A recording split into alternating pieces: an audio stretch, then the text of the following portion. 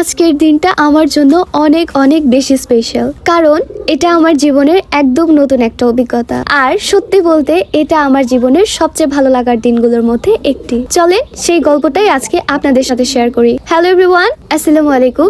I hope you are doing well. আজ আমি অংশগ্রহণ করেছি বগুড়ার ফুড এক্সপোতে।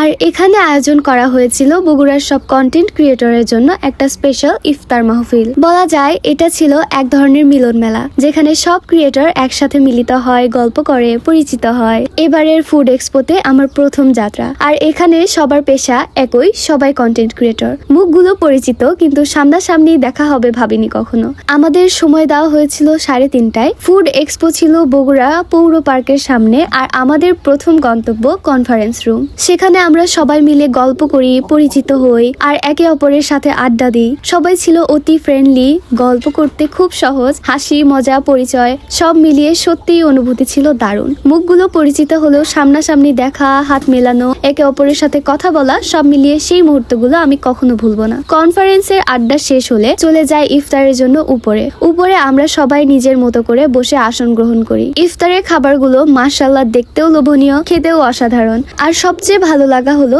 সবাই মিলে একসাথে বসে আমরা ইফতার করতে পেরেছি। সত্যি বলতে গেলে আজকের দিনটা শুধু খাওয়া বা আড্ডার দিন ছিল না, এটা ছিল একটি অভিজ্ঞতা যা মনে রাখার মতো, যা ভিডিওতে ধারণ করা মানে স্মৃতিকে চিরস্থায়ী করে রাখা।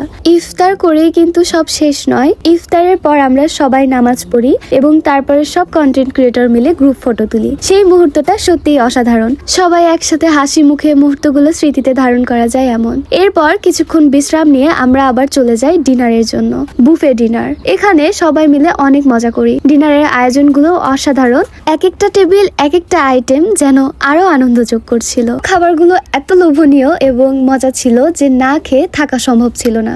সাথে কিন্তু ফুচকার আয়োজনও ছিল। আমি চাই এই মুহূর্তগুলো সব সময় মনে থাকবে এবং ভিডিওর মাধ্যমে সবাই দেখতে পাবে। আজকের ভিডিওটা ছিল এ পর্যন্তই। সবাই ভালো থাকবেন, সুস্থ থাকবেন।